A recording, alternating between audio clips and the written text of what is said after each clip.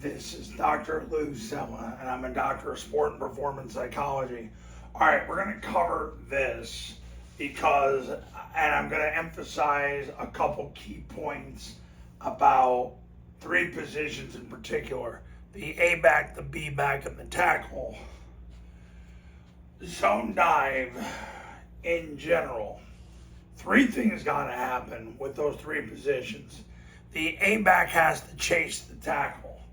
Really, he's working to get behind the tackles near him. And he's working to try to chase the tackle and then two-hand slam whoever shows in his path. And if nobody shows in his path, then he goes to the second level. What I find so much is that the A-back doesn't accept the fact that he's a battering ram and that he's on a path. You get so many A-backs that they don't understand that if anybody comes in their path, then they shoot their hands and strike that player.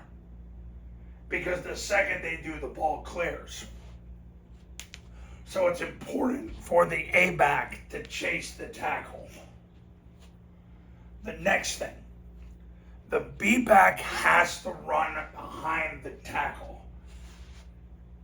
Endless B-backs.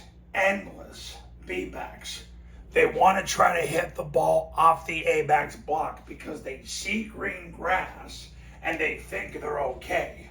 But what happens is you spill the ball to the unblocked defender. So if he takes the dive and he's trying to take the quarterback, the B-back spills the ball into the quarterback player, and the quarterback player sees it with the ball and tackles him. Now, if this player decides to stay on the B-back, he'll end up getting caught in the wedge. It's so important for the B-back to stay behind the tackle when he runs. He's running behind the triple team. Too many A-backs try to hit it off, or too many B-backs try to hit it off the A-back's block. And because of that, they end up spilling it to the unblocked defender. So you've got to get your B-back to run and stay behind the tackle. They got to stay behind the tackle. They're triple teaming, so you can run behind the tackle. Now, the tackle. The tackle triples with the guard. So he is going to step down with his inside foot.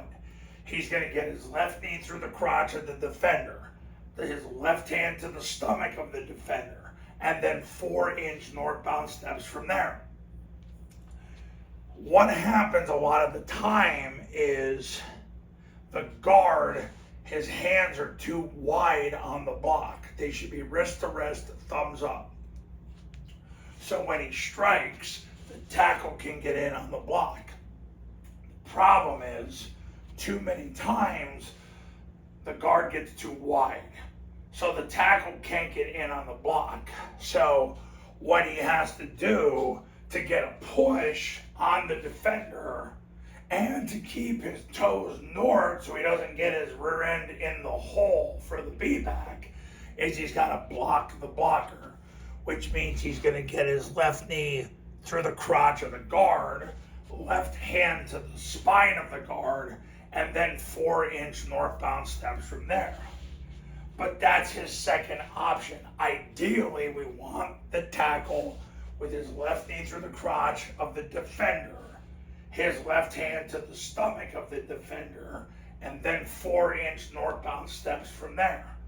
It's so important that the tackle stays square and has northbound steps when he triple teams, because you don't want him to get his tail in the hole. The other thing is, a lot of the time, the guard misses on the block, or he blocks his hip, or he blocks his glutes. You want to have power in front of the defender. So, those three key points. Landmarks are everything. The A-back chases the tackle and two-hand slams whoever shows in his path. And if nobody shows in his path, then he continues his vertical path to the second level. But he's got to get to the tackle. The second thing is the B-back's got to run behind the tackle. Too many times he's trying to run between the A-back and the receiver's fan block. And when he does that, what ends up happening is he spills the ball to the unblocked player.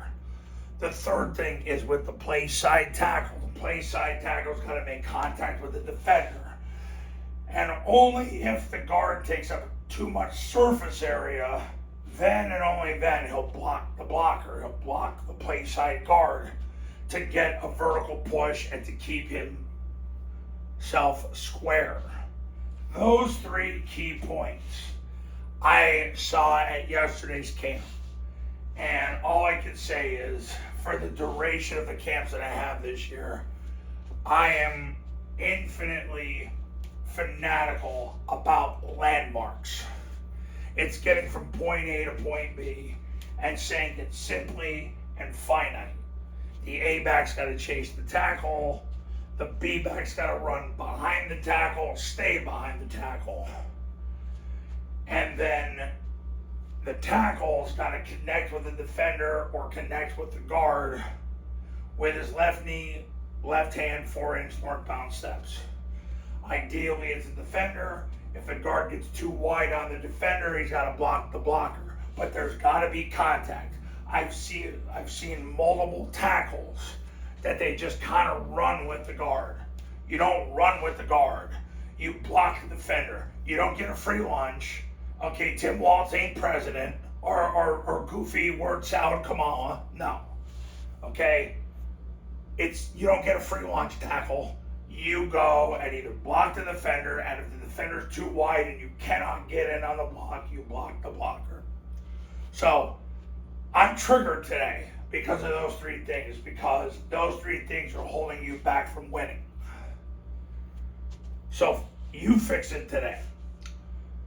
Coaches, if you're ready to become a client, give me a call, 570-332-0265, 570-332-0265. Go to tripleoptionfootball.com to learn more, and I'll see you in the next video. Talk soon.